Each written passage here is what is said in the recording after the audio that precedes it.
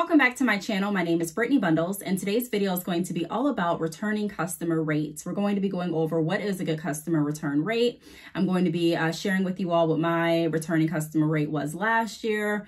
I'm going to be sharing some tips with you as always, and just pretty much talking about returning customer rate, the importance, and different ways that we can move towards actually meeting our goals, whatever goals you have set forward, to keep the pipeline rolling and growing with your business. So if you are interested in this video, be sure to give it a big thumbs up. Please be sure to subscribe, and let's get right into the video. So the first thing that I want to talk about is what is a good customer return rate, or what is a good returning customer rate. I talk a lot in my videos about making sure that we have our business structured in a way that is gaining new customers, but also transitioning those customers into clients. And that's not something that's always easily done. It definitely takes a strategy from my experience to be able to get into the habit of really being able to connect with people and be able to keep those people around further than just that initial interaction, whether it's an initial inquiry or an initial sale. But to actually get them to come back is really important. Now, another thing that I think we need to spend time talking about is how do we structure our focus? Because I know that it can be challenging to focus on getting new customers and clients, and then also focus on retaining the customers and clients that you currently have. When I worked in sales, actually this was a call center that I was working at when I was working my 9-to-5, and or one of my 9-to-5s.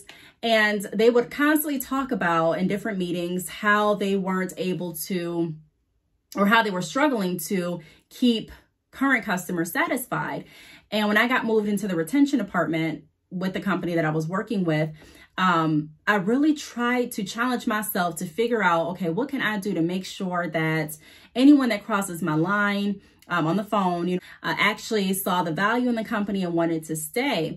And a lot of people would call in and they would say, hey, this company is only giving out promotions and only giving out discounts to new customers and clients. They're not really caring about their existing customers and clients. And I feel like you guys just focus on getting customers, but not retaining.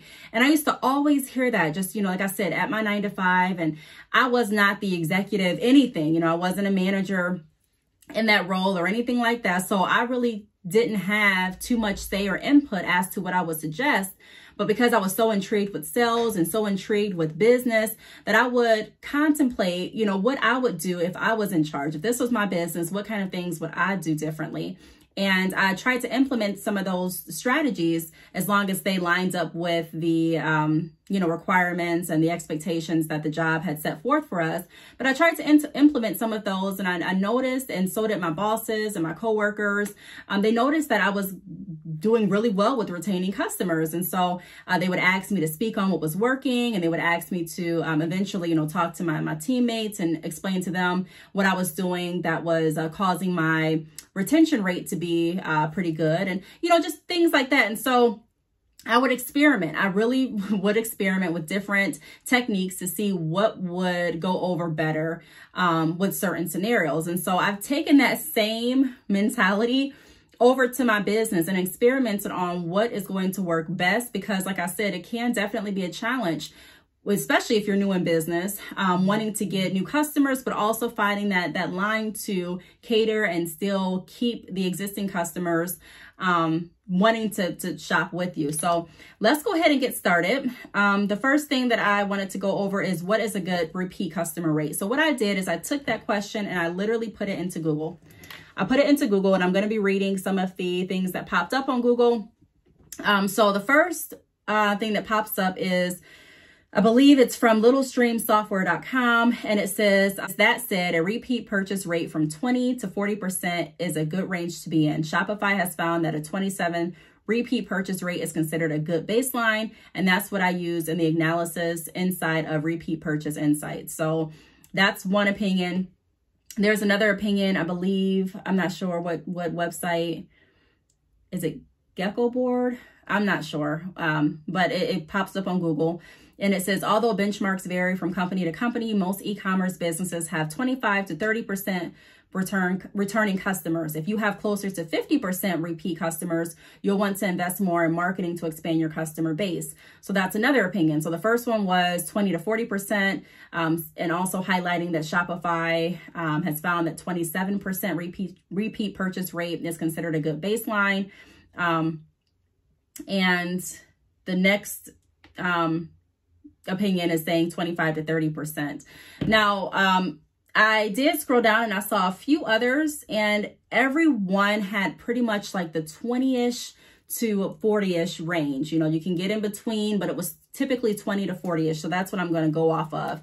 And, you know, ultimately you want to do what's going to be most beneficial to you and your customers and clients. You want to actually, like I say before, in some of my videos, when I set out my goals, I structure my goals to what I'm trying to do. I'm not going off of what every other business is doing, but I do still like to get a good idea of what the standard quo is so that I can decide where I want to set my marks. Not saying I'm going to set them exactly where the standard quo is, but I can get an idea and a gauge for what I'm shooting for based on the industry standard, if you will. So when the last opinion stated that if you have closer to 50% repeat customers, you'll want to invest more in marketing to expand your customer base. That's something that I can actually agree with. If you are looking at your Shopify analytics, and I'm using Shopify for an example because Shopify is the e-commerce site that I use. It's also the e-commerce site that I recommend for the majority of my clients as well. If you are interested in switching over to Shopify or trying Shopify for your e-commerce business, click the link down below this video. Choose a plan that works best for you, and there may even be a free trial, but you have to click that link to see. But if you go into your analytics and you take a look at your repeat customer rate and it's showing 50%, I would definitely recommend focusing on marketing to expand your client base.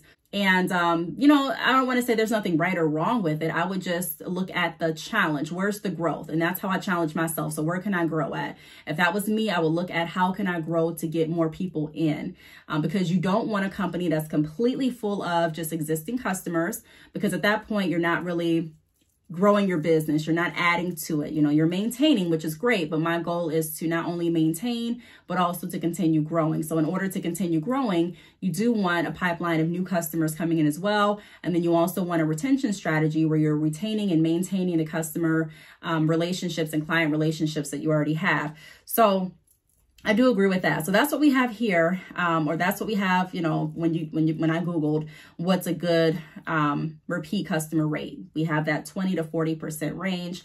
Now, what I got up to last year, let me pull up my analytics here. I got up to 24.17%. So I did not get up to the 27% that article highlighted that Shopify had as their baseline. But I was at 24.17%, and I'll go ahead and take a screenshot and insert it here in the video, which I'm not mad at, you know what I mean? But I always look for opportunity and where can I grow. So I am going to definitely shoot for a higher returning customer rate this year. But one of the reasons that I keep track of that is because I want to make sure that I am doing a good job with retaining and maintaining, and also a good job with bringing in new customers and clients. So we're going to be diving into that in just a moment and talking about some ways that we can do that, which brings me to my next point. So my next point is going to be how to balance getting new and staying relevant to current and existing customers and clients at the same time. So like I just mentioned a minute ago, it is very challenging, or it can be very challenging, to balance how to do that. One thing that I would recommend doing is still promote. Don't get too comfortable with the customers that you already have, or excuse me, the clients that you already have that are continuously buying from you. It's a great feeling. It's something that we all should be working towards doing. I talk about that very frequently in a lot of my videos. The goal is not to have a whole bunch of customers and no repeat clients. The goal is to try and convert every customer into a repeat client. However, we know that business is not always perfect, and more than likely that's not going to happen on every single interaction. Even if it does happen every single interaction, we still want to keep that pipeline moving so that we continue to grow our business, and so that we're not just maintaining, but we're actually, like I said, growing and expanding. And so one thing that I would recommend doing is never get too comfortable. Still promote, still go hard, still stay consistent. There have been businesses that have fell off by getting very comfortable. Now, when I say don't get comfortable, I'm not saying don't get comfortable to the point that you're not giving yourself credit, or to the point that you're living in fear, so you're not wanting to stop your 9-to-5. And again, I've talked about this on my podcast and other videos. You don't necessarily have to quit your 9-to-5 to transition full-time into entrepreneurship.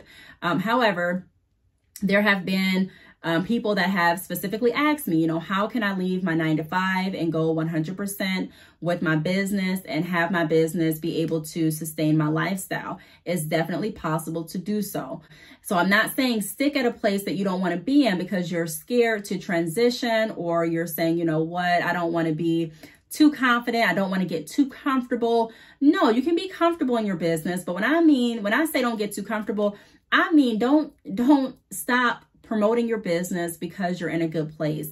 I always stress, just because you had a great year, just because you had a great month, a great week, does not mean that your job is done. It does not mean that everything's just set up for your business. Even if you have the right fundamentals established for your business, there are still things that we have to continuously do to keep our business growing and thriving. And so don't get too comfortable with having only repeat clients. We always want to continue to seek out new customers and clients. So that means having a strategy where you can repeat, constantly having a foundation of and a structure of what your typical strategy and motion of your business is. So don't stop posting. Don't stop marketing. You may switch up the way that you market and you post, but the goal is to still do that very consistently, because we have a goal, and the goal is to keep bringing people through the door. So don't get too comfortable. Another thing that I want to mention is don't change up. And we're going to talk about this a little bit later in the video, but don't change up once you get that initial sale. Don't get, I guess I can say, too comfortable again, thinking that, okay, I already got the sale, so I'm not going to reply back to their emails after they have, questions after their purchase. I'm not going to make sure that I'm replying back to their text messages. I'm not going to acknowledge them when they DM me again. I'm done. I have that sale. We don't want to have that mentality either. So what has really helped me focus on both is stick to the structure of my business, stay consistent, and treat the customer and client and potential customers and clients with respect through the entire process.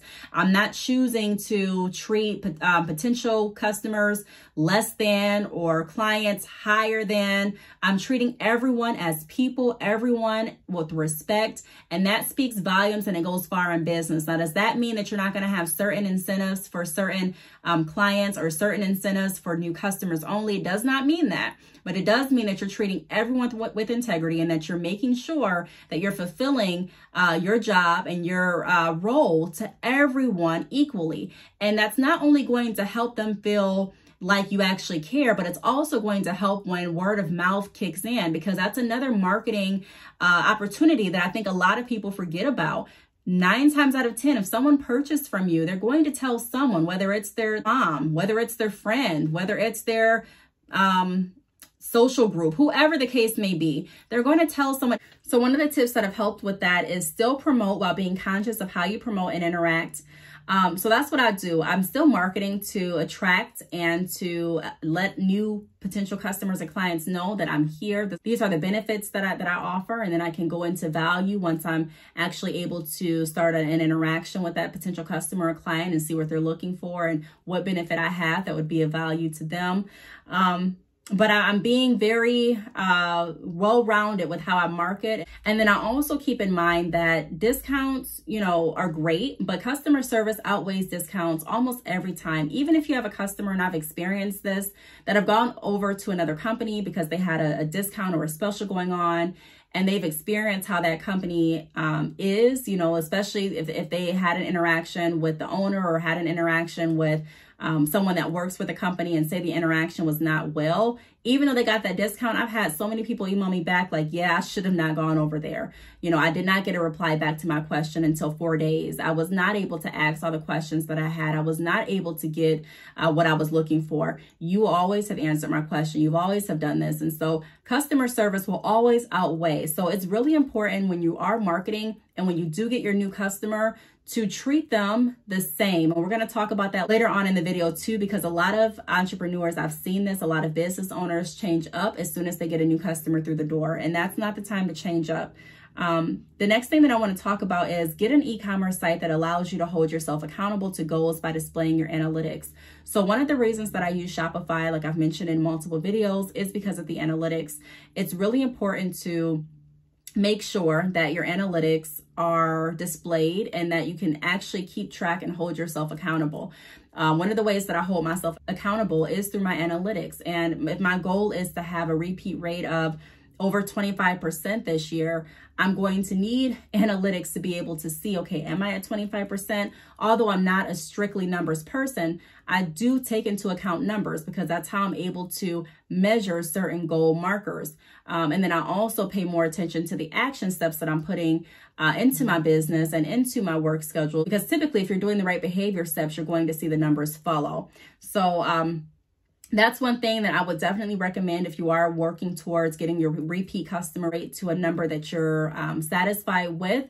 I would definitely recommend going with the e-commerce site that shows you those analytics. I have not tried every e-commerce site. I don't know which sites provide that information, which sites don't. But I can say that Shopify is one of those e-commerce platforms that does. So that would be a tip that I wanted to throw out there. And then the last thing that I want to say in regards to repeat customer rate is stay consistent throughout your interactions. Don't change once you get the sale or once you get the money. That was what I wanted to touch on a little bit ago with the second to last tip.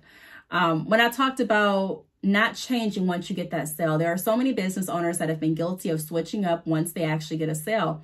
I don't want to switch up. I still want to be just as genuine after you make that sale.